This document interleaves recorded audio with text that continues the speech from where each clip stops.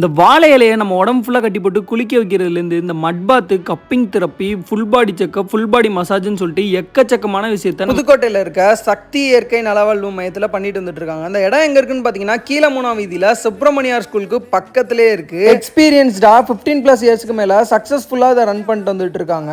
அங்க அவங்க full body checkup பண்றதுக்கு ஒரு மிஷின் வச்சிருந்தாங்க. அதை வச்சு ஆளவந்தானுக்கு ஃபுல் பாடி செக்அப் பண்ணிடலாம் அப்படின்னு சொல்லிட்டு ஃபுல் பாடி செக்அப் பண்றதுக்கு டெஸ்டிங்ல உட்காந்துருந்தோம். ஃபுல் பாடி செக்அப் பண்ணி முடிச்சு அதோட ரிசல்ட் வந்தோடனே அங்கே இருக்க மேம் அதை பற்றி கிளியராக எக்ஸ்பிளைன் பண்ணிவிட்டு நம்ம என்னென்ன பண்ணணுன்றதை சொல்லிடுறாங்க.